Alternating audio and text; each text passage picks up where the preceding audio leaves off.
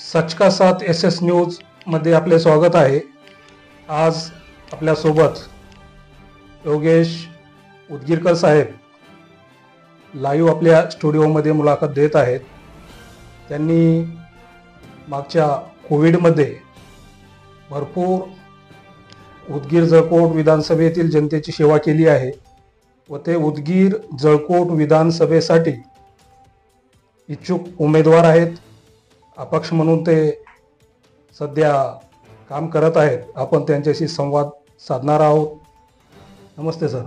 नमस्कार सर, आपली नेमकी काय भूमिका आहे? आता निवडणुका सध्या जाहीर झाल्या आहेत व आपली कशा प्रकारे तयारी आहे व विधानसभेमध्ये आपण कशा प्रकारे सामोरे जाणार आहात व बलाढ्य असे समोर एक मंत्री आहेत, 2 वेळेस एक माजी आमदार आहेत, तर तिसरे एक अपक्ष म्हणून विश्वजित गायकवाड बलाढ्य धन संपत्ती घेऊन आलेले आहेत। तर अशामध्ये आपण आपला विजय कसा करणार?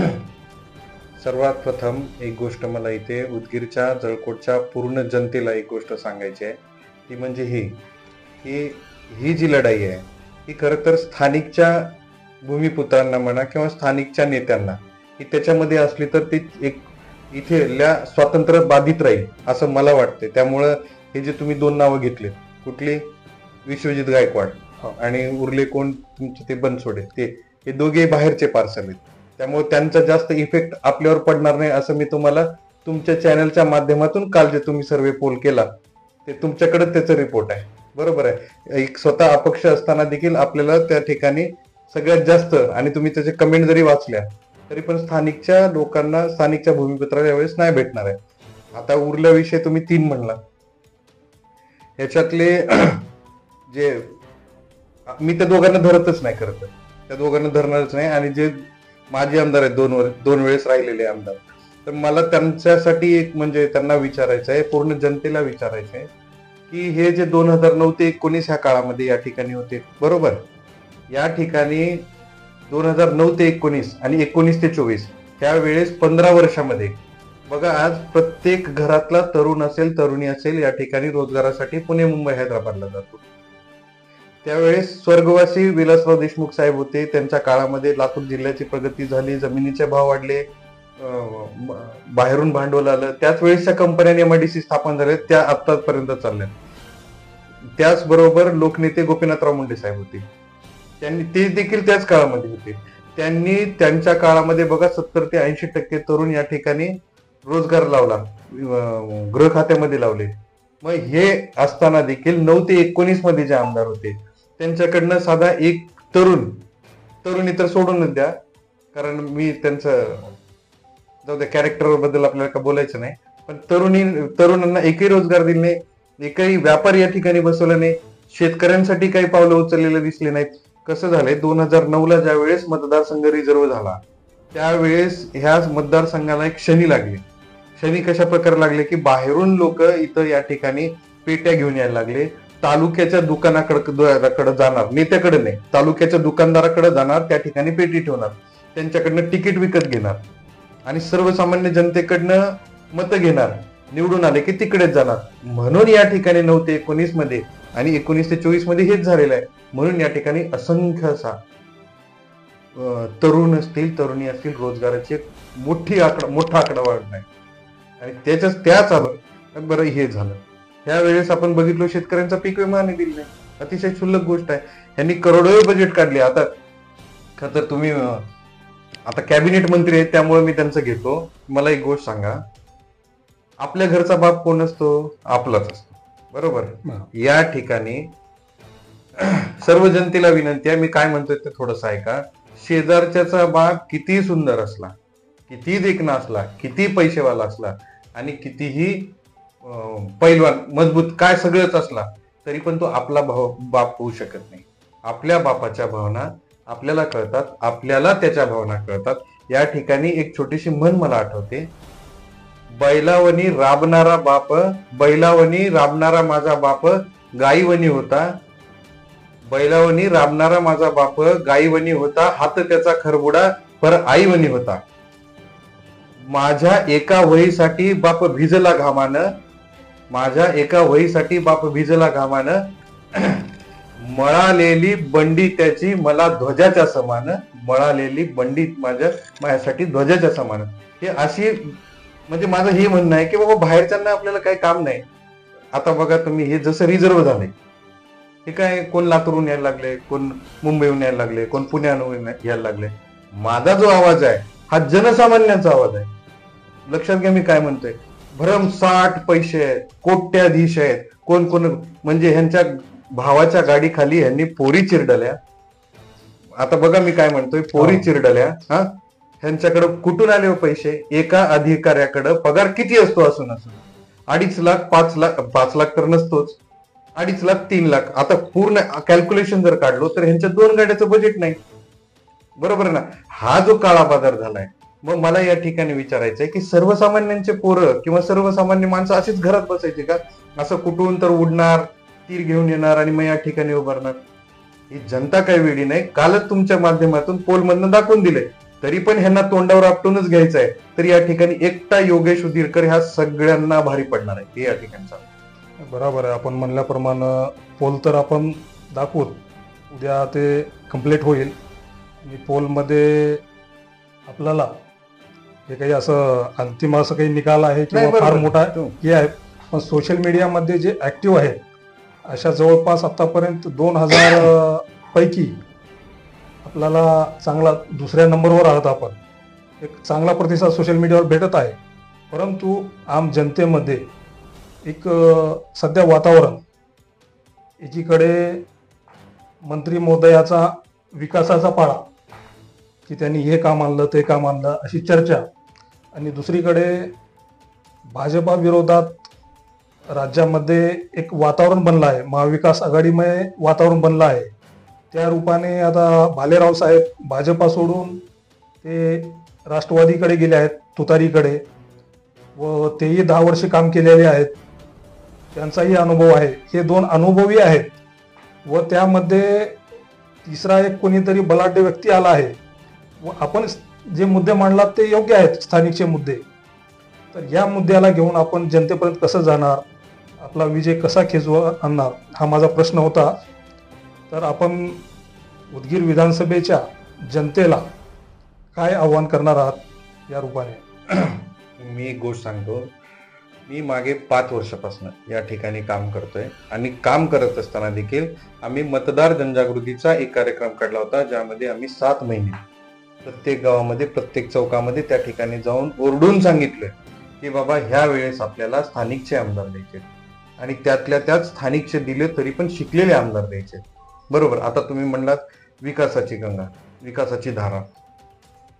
साहेब, मला तुम्हाला विचारायचं आहे, उदगीरमध्ये एवढा मोठा विकास झाला, तुमच्या घरी काही भेटलंय का? कुठली योजना आली का? नाही. आता कसं आहे, मी तुम्हाला पर्सनली विचारतोय का, तर हे मी तुमच्या माध्यमातून प्रत्येकाला विचारतोय की ज्यांना, आता कसं आहे, मी तुम्हाला पर्सनली विचारतोय का, तर हे मी तुमच्या माध्यमातून प्रत्येकाला विचारतोय की ज्यांना बॅनर दिसत आहेत. नाही, 6,500 मी तुमची ही गोष्ट मान्य करतो की मोठ्या मोठ्या इमारती, शासकीय इमारती बांधल्या म्हणजे हा आम जनतेचा काही विकास नाही. तो शासकीय यंत्रणेला त्यांना हे झाला. आम जनतेमध्ये जो पोहोचायला पाहिजे होता तो पोहोचला नाही, हे मी मान्य करतो.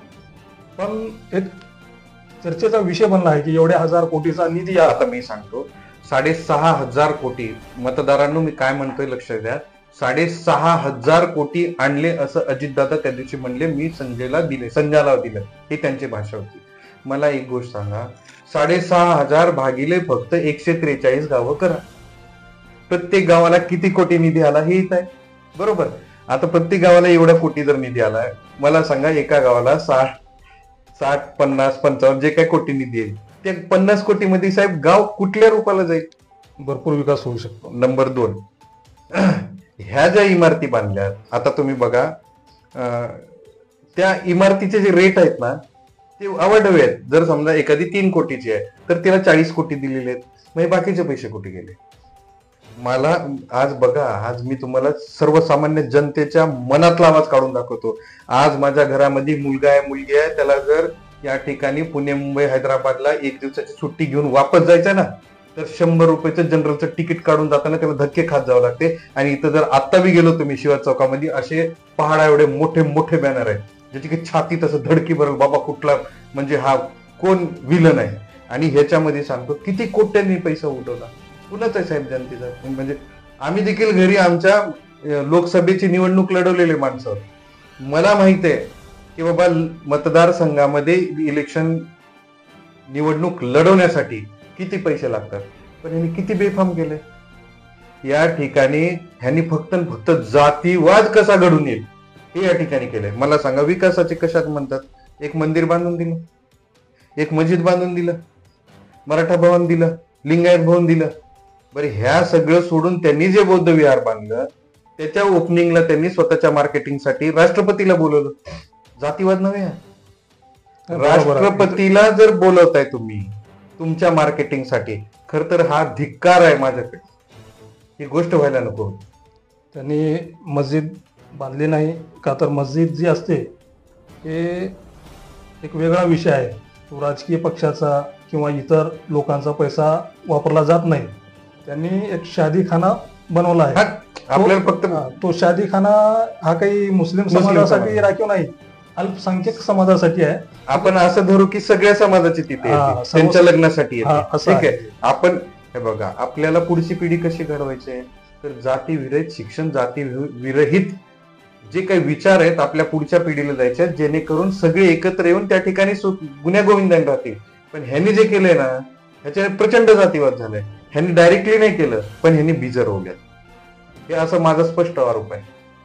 बरोबर आहे. आता जसं की साहित्यरत्न अण्णाभाऊ साठे यांचा पुतळा जे काही अनाउन्समेंट झालं, परंतु ते जागा वादग्रस्त आहे.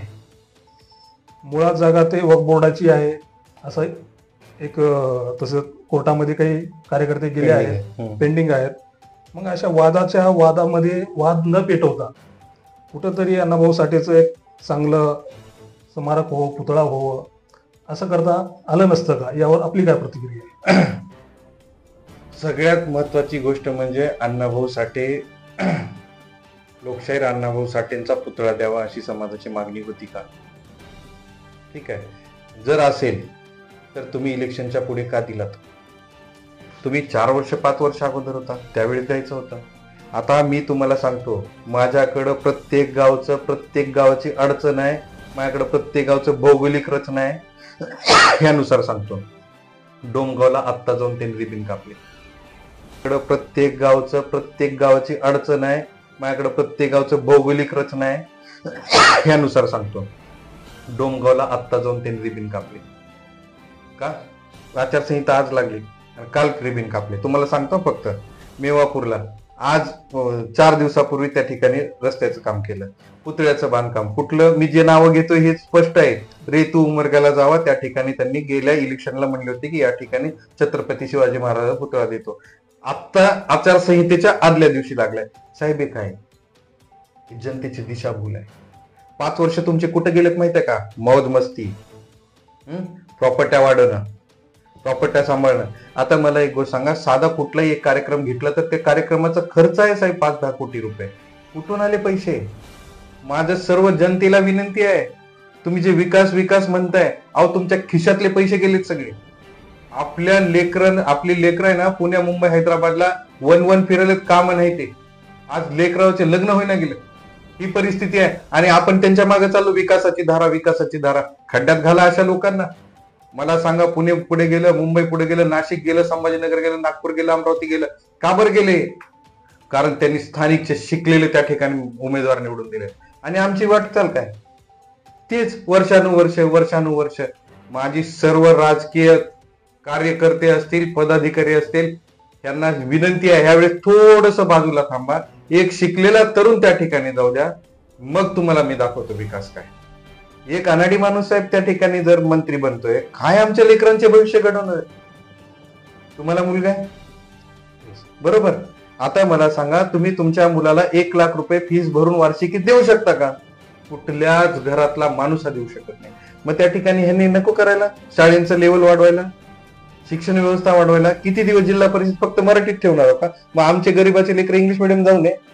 समाजामध्ये एक वेगळं स्तर तयार व्हायला लागलाय. हे तयार होऊ नये म्हणून आपल्याला या ठिकाणी बदल करायचा आहे.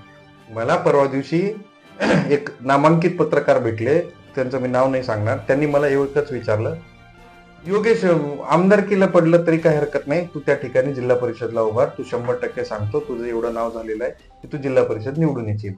मी त्यांना एकच उत्तर दिलं, साहेब, योगेश उदगीरकर हा राजकारण किंवा त्या माध्यमातून पैसे कमवायला आले नाही. आपल्याला का करायचंय तर त्या ठिकाणी जे काही अपडेटेशन पाहिजे, जे काही स्ट्रक्चर पाहिजे, ते स्ट्रक्चर नीट करायचंय. जिल्हा परिषदेला जाऊन मी ते स्ट्रक्चर नीट करू शकत नाही. त्यापेक्षा माझा धंदा आहे, माझं सगळं चांगलं चालू आहे, माझ्या पुढच्या पिढ्या शिकणार आहेत, माझ्या पुढच्या पिढ्या चांगलं कमवणार आहेत. तेवढं म्हणजे आपल्याला शिक्षणातनं आलेलं आहे.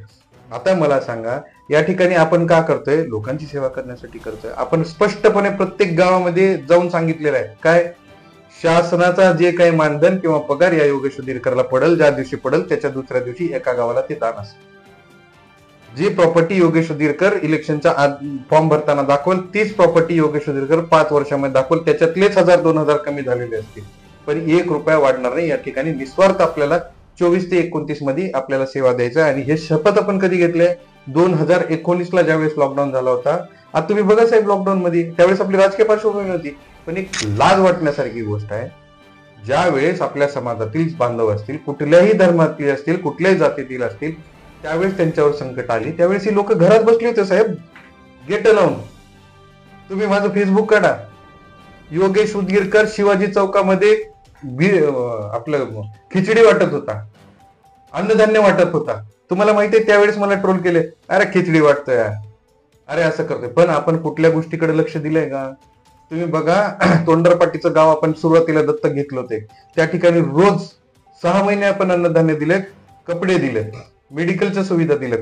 उदगीर नगरपालिका असेल, जळकोट नगरपंचायत असेल, या ठिकाणी आपण तिथल्या सर्व कर्मचाऱ्यांसाठी विम्याची हे केली होती, व्यवस्था केली होती. त्याच्यानंतर त्यांच्या कपड्यांची, हातमोजे, सॅनिटायझर सगळ्यात अगोदर योगेश उदगीरकरनं सुरू केलं होतं. आणि ह्याची कॉपी बघून ह्या लोकांनी हे केलं. म्हणजे तुम्ही कळालं का आपण ते काय करतोय? आपल्याला समाजात ठिकाणी आपल्याला ते बदल करण्यासाठी हा माणूस जाणार आहे. हे कोणी भूमिका घेणार नाहीत. माझी सर्व उदगीर जळकोटच्या जनतेला विनंती आहे, मतदारांना, तरुणींना, रोज शेतकऱ्यांना असेल, मजुरांना असेल, कामगारांना असेल, विद्यार्थ्यांना असतील, वरिष्ठांना असतील, पेन्शनधारांना असतील, त्यांना एक विनंती आहे, ही लोक तुमची कुठलीच कामं करणार नाहीत. आजपर्यंत तुम्ही बघा, कुठलाही आमदार होऊ द्या, विधानसभेमध्ये कधी टेबल आपण मागणी केलंय का? माझ्या इकडं माझ्या तरुणाला द्यायचं आहे, माझ्या विद्यार्थ्यांना द्यायचं आहे, मला शाळा द्या, मला काही रोजगारासाठी द्या, एखादं युनिट द्या, मला MIDC द्या. कागदावर आले MIDC. असे मी बोलायला गेलो तर साहेब 1 दिवस कमी पडेल. बोला तुम्ही. हे असं प्रचंड अडचणी. आपण योग्य मुद्दे मांडला. आता माझा शेवटचा एक प्रश्न आहे की आपण अपक्ष लढणार आहात की वंचित किंवा तिसरी आघाडी बच्चू कडूची निघाली आहे, OBC, काय आपला पुढचा प्रवास कसा असेल? मला एक गोष्ट सांगा, माझ्या वडिलांचं वेगळं आहे, बरोबर, आणि माझं वेगळं आहे. ज्या वेळेस आपण राजकीय भूमिका घेण्यासाठी 2019-20ला ठरवलं होतं, मला एकही तुम्ही फोटो दाखवा किंवा मी कुठल्या नेत्याला भेटलोय किंवा काय, माझी वैयक्तिक संबंध आहेत सगळीकडे, पण या ठिकाणी मी आजपर्यंत कधीच कुठल्याच नेत्याची भूमिका केली नाही किंवा मला करायची पण नाही. त्याचंही कारण आहे, कारण ज्या वेळेस आपण पक्षाकडे जाऊ त्यावेळेस मतदारांनो मी तुमची कामं करू शकणार नाही. आणि मी सांगतो, मी संघर्षातनं घडणारा माणूस आहे. 5 वर्ष संघर्ष केलाय, पण ही कशासाठी केलाय? हे माझ्या लोकांना जे न्याय भेटायला पाहिजे होता तो भेटला नाही, म्हणून या ठिकाणी केलाय. आता हे मध्येच काय चालवतील, अपक्षाला कुठं मतदान देतात का किंवा हे करतात का? माझी सर्व जनतेला विनंती आहे, आणि साहेब ह्यांना वाटायले, मी वारंवार सांगतो, ह्यांना वाटायले की माझा पक्ष आहे किंवा मोठा आहे. या ठिकाणी वेळेस हे कोण उमेदवार येतील विचारा त्यांना, 5 वर्ष कुठे होतो? ज्या वेळेस माझ्या घरातला माणूस त्या ठिकाणी कोविड मध्ये मरून गेला होता त्यावेळेस कुठं होतो? ज्या वेळेस आमच्या शेतामध्ये अतिवृष्टी झाली त्यावेळेस कुठं होतो? हे तुमचे भालेराव साहेब, तुमच्या म्हणण्यापेक्षा ज्या पक्षामध्ये आता गेलेत 5 वर्ष नाही साहेब, त्यांनी तर 15 वर्ष नव्हते. आता तिकीट भेटायचं म्हणून उगा इकडं तिकडं 2-4 कंपन्या आणल्या, हे फेसबुक टाक. माझं तर, मी तर प्रत्येक गावामध्ये सांगितलं बघ, भालेराव साहेब आले तर त्यांना विचारा 5 वर्षात किंवा गेल्या 15 वर्षात काय केलं. आता त्यांना येत असतील अडचणी, मग ही परिस्थिती आहे. मग ह्याच्यामध्ये जनतेने विचार केला पाहिजे. ठीक आहे, धन्यवाद. आपण सविस्तर अशी आपली भूमिका मांडली आहे. या ठिकाणी जरी माझ्याकडनं काही उचनीच झाला असेल तरी पण भावनेच्या भरामध्ये किंवा एक तळमळीनं आत्मीयतेनं आलेल्या गोष्टी आहेत. आणि हे बघा, योगेश उदगीरकर सर्वसामान्य घरातला मुलगा आहे ना. माझे बापाकडे काय कारखाने ना, आमच्याकडे काय शेतीवाडी आहे. आमच्याकडं काय आहे तर लेखणी आहे. आमच्याकडं काय, आम्ही 5 बहीण भावंड सगळीच्या सगळे डॉक्टर इंजिनियर आहोत. आणि सांगतो साहेब, आमच्याकडे कुठला नेता नाही, पण आमच्याकडे अशी मजबूती आहे. हे 5 जण असे आहेत पिल्लर, मी कुठं बी गेलो तर तिथं त्या ठिकाणी स्टार कसं राहतील हे त्यांनी हे केलेलं आहे. तर तुम्ही तर बघितलंच आमच्या इथे घरी. मी पाहिलंय, जवळून पाहिलेलं आहे की आपली काम करण्याची पद्धत व आपल्यावर कसे चुकीचे आरोप झाले ते पण झालंय, ते पण पाहिलेलं आहे मी. आता हे तुम्ही काढलात म्हणून सांगतो. बऱ्याच लोकांनी म्हणले की बाबा काँग्रेसकडनं यांना पैसे आली काँग्रेसचा उमेदवार निवडून आणण्यासाठी. आता मला सांगा, काँग्रेसच्या उमेदवाराला एकटं 30 लाख लोकसंख्येतनं फक्त उदगीरकर परिवाराने त्या ठिकाणी चॅलेंज केलंय. सुप्रीम कोर्ट असेल, हायकोर्ट असेल, तुम्ही जरा थोडंसं माहिती काढून घ्या. सुप्रीम कोर्टाला किती पैसे लागतात, हायकोर्टाला किती पैसे लागतात. पण हा सर्वसामान्य जनतेसाठी पुकारलेला लढा आहे. लक्षात घ्या, एसबीसी असतील, ओबीसी असतील, एसटी, NT1, NT2 हे जे काही प्रवर्ग आहेत त्यांना राजकारणामध्ये संध्या नसतात. आणि ज्या ठिकाणी संध्या दिल्या त्या ठिकाणी असे डोमकावळे येतात आणि त्यांच्यावरचा घाला घालून ते जे गोरगरिबाचा तोडचा आहे ते काढून घेण्याचा प्रयत्न करतात. या ठिकाणी मी अवश्य आवर्जून सांगतो, हा कुठल्या एका पक्षाचा किंवा कुठल्या एका माणसाच्या किंवा एका जाती धर्माच्या विरोधातला आवाज नाही. ज्याने चोरी केली, बरोबर, ते ज्याने गुन्हा केलाय त्याच्या विरोधातला आवाज. तो एक प्रश्न राहिला आपला. आपण जी याचिका दाखल केली होती त्यावर पुढे काय झालं? आज आमचे ऍडव्होकेट त्या ठिकाणी हायकोर्टामध्ये आहेत. आजच आहे त्याची तारीख. संभाजीनगरला 2 केसेस होत्या आपल्या. त्याच्यामध्ये होते एक इलेक्शन पिटिशन आणि दुसरं होतं कास्ट स्क्रुटनीसाठी आम्ही ज्यांच्या कास्टला केलेलं चॅलेंज. ह्याच्यातलं इलेक्शन पिटिशन जे आहे ते आम्हाला माहिती होतं की हे रिजेक्ट होईल, पण त्या ठिकाणी आपण जेवढं काय होऊ शकतं ते केलेलं आहे. ठीक आहे. आता परवा दिवशी एक नवीन आम्ही केस लॉन्च केले 420. आता ते हायकोर्टामध्ये पण टाकले की त्याच्याबद्दल गुन्हा दाखल करा. आणि त्याचे आपण ह्याला पण केले तक्रार, सीबीआयला पण केलेली आहे. म्हणजे हे कसं आहे, हे न्यायासाठी आहे. हे कोणाला भीती दाखवण्यासाठी किंवा आता बरेच लोक म्हणतात मॅनेज होईल का. अरे मॅनेज होणारा माणूस असा नसतो. तुम्ही समजून घ्या, मॅनेज होणारी माणसं वेगळी आहेत. आपण जे आहेत, आपण आपल्या जनतेसाठी आपल्या कुटुंबासारखं त्या ठिकाणी धरून त्यांना त्या ठिकाणी न्याय देण्याचा प्रयत्न करत असतो.